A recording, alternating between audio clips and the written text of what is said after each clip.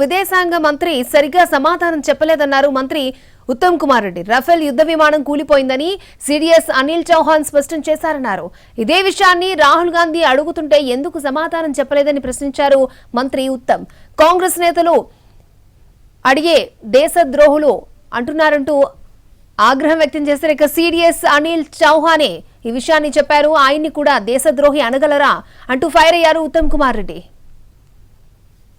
భారత వైమానిక దళం యొక్క యుద్ధ విమానాలు కోల్పోయినాయి అని అన్నప్పుడు అధికారంలో ఉన్న పార్టీలు కాంగ్రెస్ పార్టీని దేశభక్తి లేదని, దేశం మీద ప్రేమ లేదని, పాకిస్తాన్ తరఫున మాట్లాడని చెప్పి అడ్డగోలుగా అసందర్భంగా వికృతమైన వికారమైన విమర్శలు చేశారు.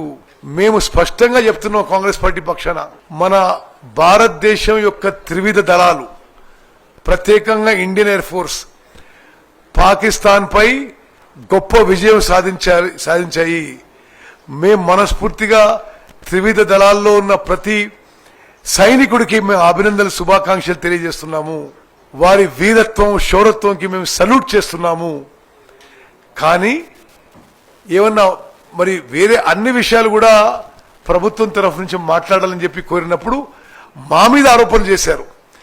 ఈరోజు chief of defence staff general Chauhan గారు వారే స్వయంగా చెప్పారు, ఈ 4 రోజుల యుద్ధంలో భారతదేశం యొక్క యుద్ధ విమానాలు కూడా కొన్ని కోల్పోయినాయని. ఈ విషయం మరి ప్రజలందరికీ తెలవాలి. మరి ఇదే విషయం కాంగ్రెస్ నాయకులు చెప్పినప్పుడు, రాహుల్ గాంధీ గారు చెప్పినప్పుడు మా మీద ఎందుకు ఆరోపణలు చేశారు? ఇప్పుడు మీరు జనరల్ చౌహాన్కి అయితే దేశభక్తి లేదని చెప్పలేరు కదా. అదేవిధంగా ఆ DGMO director general military operations briefing అప్పుడు కూడా DG air operations air marshal Bharti గారు కూడా ఈ విధమైన సంకేతాలు ఇచ్చారు. మేము మన భారతీయ వైమానిక దళం గురించి ఎప్పుడు అభినందిస్తున్నాం, సల్యూట్ చేస్తున్నాం. కానీ జరిగిన విషయాన్ని దేశ ప్రజలకి తెలియజేయాల్సిన బాధ్యత భారత ప్రభుత్వం ఉండాలని చెప్పి మేము కోరుకుంటున్నాం. ఫైటర్ విమానాలు ఆయుధాల సప్లై ఆలస్యం అవుతున్నాయని ఎయిర్ చీఫ్ మార్షల్ చెప్పడం ఆందోళన కలిగిస్తోంది. 42 మంజూరైతే మన వద్ద కేవలం 31 యుద్ధ విమానాలు మాత్రమే ఉన్నాయి.